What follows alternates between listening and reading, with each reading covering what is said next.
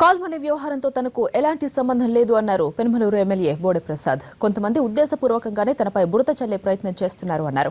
వెనుగళ్ల శ్రీకాంత్ తనకు స్నేహితుడు మాత్రమే అన్నారు. కాల్మనీకి తాను వ్యతిరేకమని, అలాంటి డబ్బుతో తాను రాజకీయాలు చేయను అంటున్న బోడే ప్రసాద్తో మా ప్రతినిధి Damodar face to face.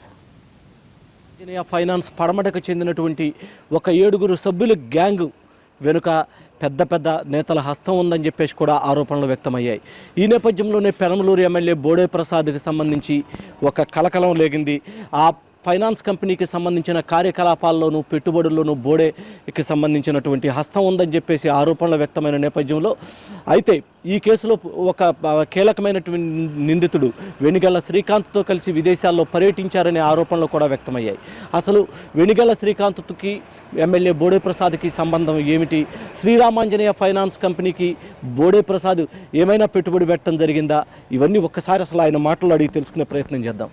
Sir చెప్పండి, ఎందుకని ఇంతమంది 16 మంది ఎమ్మెల్యేలు ఉన్నారు, ఎవరి మీద కాల్మనీకి సంబంధించి ఒక ఆరోపణ రాలేదు? మీ మీద ఎందుకని ఇంత ప్రత్యక్షంగా ఆరోపణలు రావడానికి కారణం ఏంటి? ఒకవేళ వచ్చినాయి, మీరేమైనా రామాంజనేయ ఫైనాన్స్ కంపెనీలో పెట్టుబడి ఏమైనా పెట్టారా? అసలు ఆశ్చర్యం ఏంటంటే ఇంత దిగజారుడు రాజకీయాల్లో పనిచేస్తున్నాం అనేది చాలా బాధ కలుగుతూ ఉంది.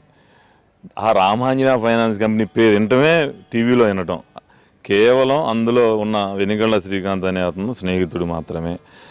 నా దురదృష్టం ఏంటంటే నేను ఇతనితో కలిసి ఫారిన్ ట్రిప్ వెళ్ళినప్పుడు ఈ యొక్క కంప్లైంట్ రావటం, అరెస్టులు జరగటంతో ఈ వెనిగళ్ల శ్రీకాంత్తో ఉండటంతో మీడియా కానీ అటు ప్రతిపక్ష సభ్యులు కానీ అందరూ కూడా ఫోకస్ చేసి నా పేరు చెప్పడం జరిగింది. నాకు ఎటువంటి ఆర్థిక లావాదేవీలు కానీ ఇవన్నీ లేవు.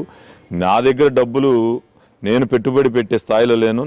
నేనే ఒకళ్ళ దగ్గర తీసుకొని వ్యాపారం చేసుకునే స్థాయిలో నేనున్నాను. ఏదన్నా వ్యాపారం చేసి మిగిలిన డబ్బులతోటి పార్టీని నడిపించడం, సేవ చేయడం తప్పితే నాకు ఇలాంటి రక్తపు చేతులతో వసూలు చేసిన డబ్బులు నేను ముట్టుకొని రాజకీయాలు చేయటం కానీ అలాంటి నాకు అసలు అవసరం కూడా లేదు. ఫోటోలు కానీ ఇవి కానీ ఎవ్వరూ కూడా, మీరు బ్యాంకాక్ వెళ్ళండి, హాంకాంగ్ వెళ్ళండి, టర్కీ ఎక్కడికన్నా వెళ్ళండి శ్రీకాంత్తో కలిసి, ఈ ఫోటోలు ఎవ్వరూ కూడా పెట్టలేదు. మీకు సంబంధించినటువంటి ఫేస్బుక్లో మీరు పోస్ట్ చేసుకుంటేనే మీరు వెనిగళ్ల శ్రీకాంత్తో అనే ఒక నిందితుడితో ఉన్నారు అని తెలిసింది. అప్పుడు కూడా మీకు ఏమనిపించలేదా? నేను ఈ కేసు జరగకముందు అతనితో ఒక స్నేహితుడిగా మేము కుటుంబ సభ్యులతో 4-5 సార్లు ట్రిప్కి వెళ్ళడం జరిగింది. ఇది మొన్న వెళ్ళినప్పుడు కేవలం నా దురదృష్టం కొద్దీ ఈ కంప్లైంట్ రావడం, ఇతని మీద A3 A4 ముద్దాయిగా చేర్చడం జరిగింది తప్పితే నాకు అంతకన్నా అయితే ఇదే రామాంజనేయ ఫైనాన్స్ కంపెనీకి సంబంధించినటువంటి శ్రీకాంత్కు సంబంధించిన లావాదేవీల్లో కొన్ని మీరు వ్యక్తిగతంగా కూడా పరిష్కరించారని చెప్పేసి కూడా బలమైనటువంటి ఇవి ఉన్నాయి. ఎవరైనా బాధితుల్లో ఒక్కరైనా వచ్చి నేను ఫోన్ చేయడం కానీ, ఇంకా చిన్న చితగా కాల్మనీ వ్యాపారస్తులు దగ్గరికి వస్తే వాళ్ళందరికీ న్యాయం చేయించాను నేను.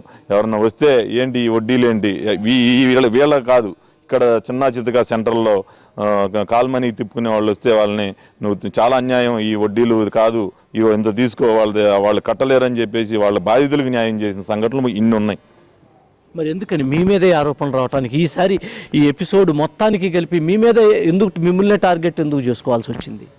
అదే చెప్తున్నాను కదా, కేవలం అతనితో ఫారిన్ ట్రిప్లో ఉండగా ఈ యొక్క కంప్లైంట్ రావడం, అరెస్టులు జరగడంతో నన్ను కావాలని కొంతమంది పని కట్టుకొని అల్లరి చేయడం తప్పితే నాకు ఎటువంటి వ్యాపార లావాదేవీలు కానీ అటువంటి నీచపు వ్యాపారాలకి వెళ్ళటం కానీ నాకు అవసరం లేదు.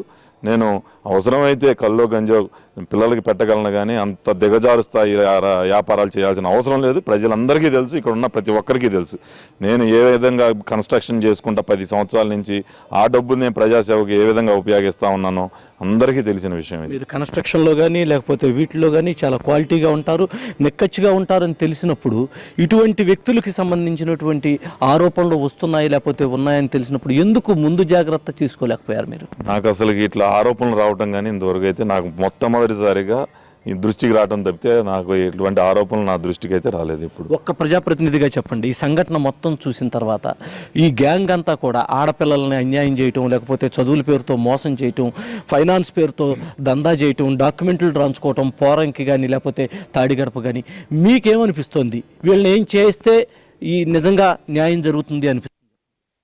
చట్టపరంగా శిక్షలు కఠినం చేయాలి. ఏదైతే బాధితుల్ని ఇబ్బందులు పెడతా ఉన్నారో ఇది అన్యాయం, ఘోరం. తప్పకుండా నేను ఎవరైతే మన బోండమ్మ గారు కానీ వంశీ గారు కానీ చెప్పారో, మీరు ఎవరి దగ్గర అయితే డబ్బులు తీసుకున్నారో మీరు అందరికీ ఎగ్గొట్టండి. ఎవరైనా బాధితులు వస్తే తప్పకుండా మేము కూడా న్యాయం చేస్తాం. ఒక్క మాట చెప్పండి చివరగా, ఒకవేళ ఈ కేసుకు సంబంధించి రామాంజనేయ ఫైనాన్స్ కేసుకు సంబంధించి మీరు పెట్టుబడి పెట్టారని కానీ, లేకపోతే మీరు వీళ్ళకి సంబంధించినటువంటి కేసులు పరిష్కరించారని కానీ ఒకవేళ నిందితులు కనుక చెబితే మీరేం చేస్తారు? రాజీనామా చేసి స్వచ్ఛందంగా చట్టంలో, ఒకవేళ నేను రాజకీయాల్లో ఉండగా ఇలాంటి శిక్షలకు వాళ్ళు ఏమన్నా దడిస్తే స్వచ్ఛందంగా నేను వెళ్ళి పోలీస్ స్టేషన్లో నాకు ఏ శిక్ష కావాలో, ఏ శిక్ష అర్హతో ఆ శిక్ష విధించమని కోరుతాను. ఇది ఇక్కడ ఉన్నటువంటి పరిస్థితి.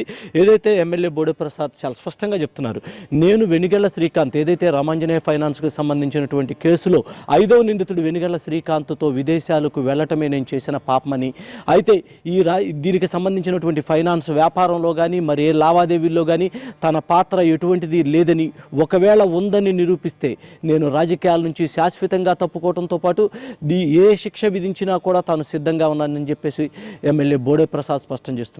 కెమెరామెన్ నరేష్తో దామోదర్, ఎన్టీవీ, విజయవాడ.